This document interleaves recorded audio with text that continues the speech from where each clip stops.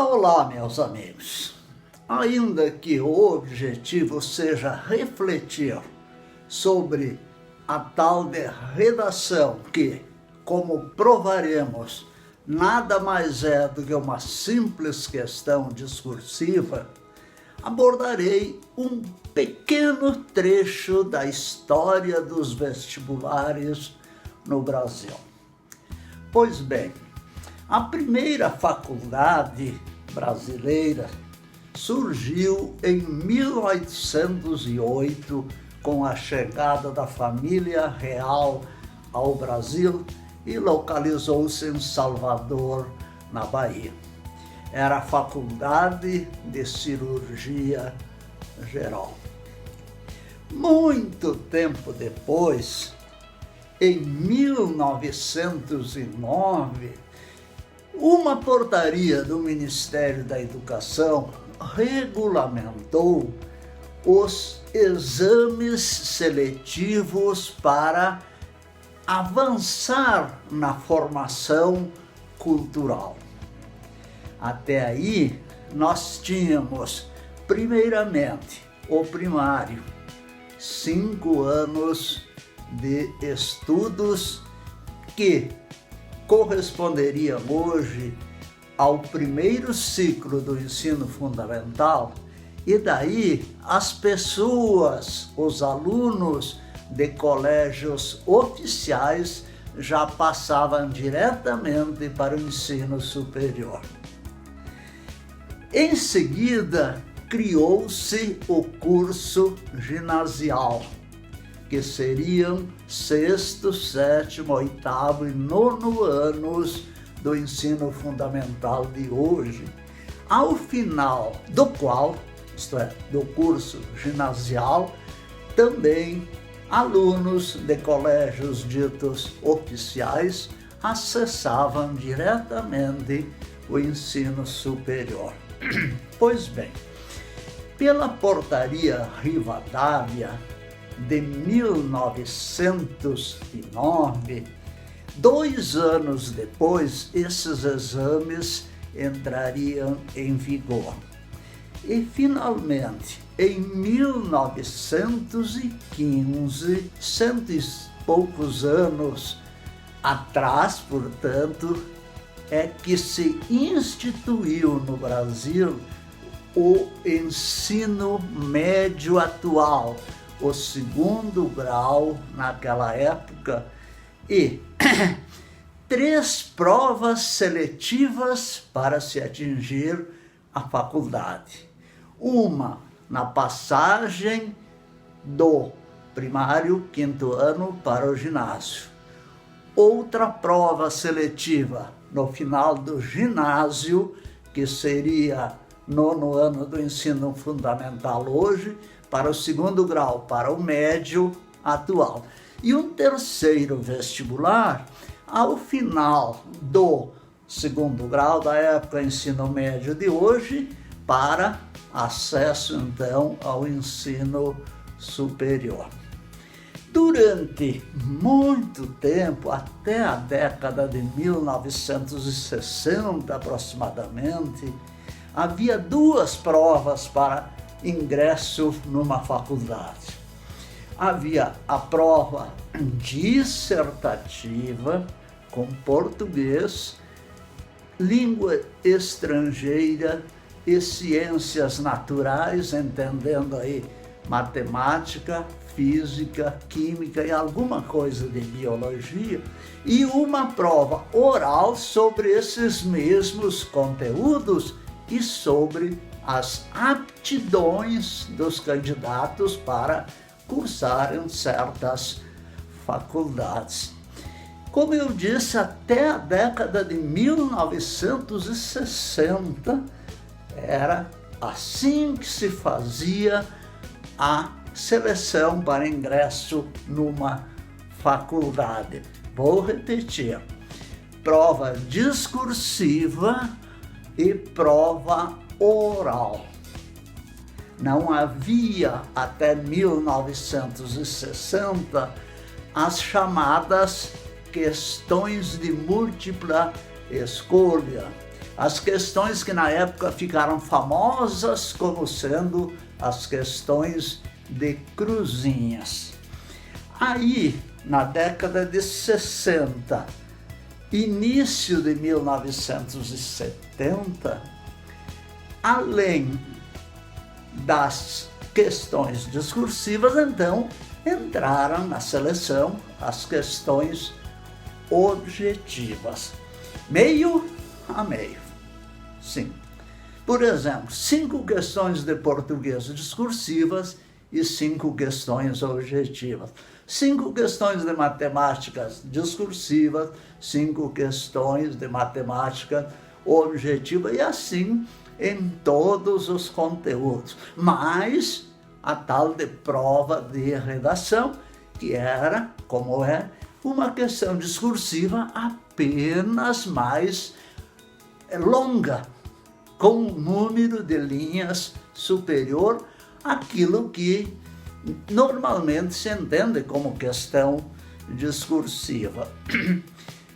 Essas questões objetivas, mais as questões discursivas, mais as redações, segundo as instituições de ensino superior, provocavam 2 inconvenientes. Primeiro, despesas, muitas despesas na contratação de professores para avaliação de todo esse material. Segundo, sério, a demora para a divulgação dos resultados. Sim, na época o vestibular era feito no início de janeiro e a lista de aprovados saía lá pelo dia 15 ou depois do dia 15 de fevereiro. E isso causava um transtorno muito grande. Diante desse fato, as instituições de ensino superior dirigiram-se ao MEC e reivindicaram a exclusão das questões pura e simplesmente discursivas, mantendo-se um número maior de questões objetivas e a prova de redação, que, repito, é uma questão discursiva apenas com modelos com montagem especial. O Ministério da Educação, então, sensibilizado, aceitou, e as questões discursivas permaneceram em alguns concursos, mas concursos públicos, não de vestibulares, tampouco mais tarde, 1998, no Enem. Pois bem, a questão dita de redação. Nós que elaboramos provas sabemos muito bem, é do nosso vocabulário, questões, existem, aliás, questões objetivas e uma questão discursiva, a que popularmente se chama questão de redação. O que essa questão discursiva cobra? Cobra exatamente aquilo que cobraria uma questão discursiva de biologia, de literatura, de história, de geografia, de matemática e qualquer outro conteúdo. Sim, as pessoas se equivocam. As pessoas acham que numa questão discursiva, popularmente chamada redação, o que é mais valorizado é aquilo que elas escrevem, e não é verdade, isso é um equívoco. Provo.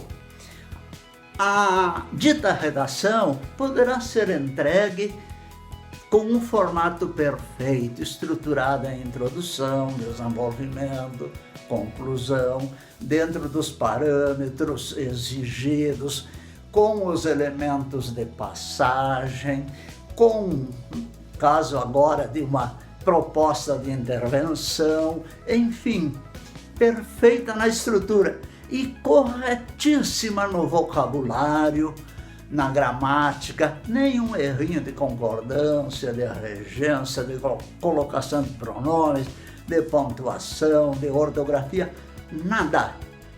E receber nota 0. Como assim? Simples. Se não responder aquilo que a proposta propõe. Sim, é uma questão discursiva. E mais, para nós que estudamos o assunto, é muitíssimo mais importante saber ler do que saber escrever. Sim, um candidato no Enem, no vestibular ou em um concurso público qualquer, tem que provar ao examinador, primeiramente, antes e acima de tudo, que sabe ler, porque ler é mais importante do que escrever. Ocorre-me agora um exemplo. De que adianta um médico ser especialista na escrita se ele não souber ler? O que um médico em condições normais escreve? Preenche algumas receitas que às vezes nem ele mesmo consegue ler. Agora, atualizado, ele terá que estar durante 10, 15, 20, 30, 40 anos de atividade profissional, atualizando-se como? Pela leitura. A leitura é mais importante do que a escrita. Por isso que não adianta escrever bonitinho, deve-se escrever bonitinho. Não adianta cuidar com todos aqueles detalhes ditos da redação, que é uma questão discursiva, e descuidar-se da proposta.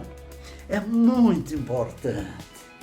Quem faz uma prova de Enem, uma prova de vestibular, uma prova de qualquer concurso, tem que, primeiro, saber ler, depois, ter habilidade, competência para reproduzir ideias, provando que sabe ler, com convicções e palavras próprias.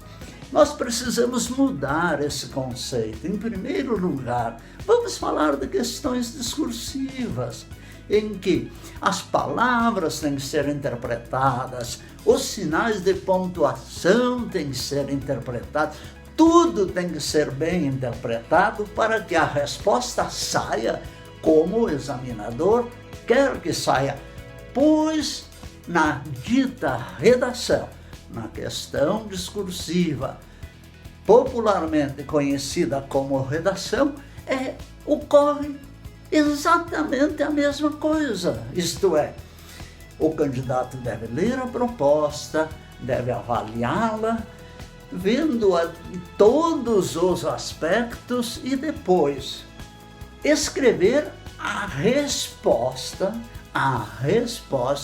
que o examinador com certeza está esperando. É isso aí e muito obrigado.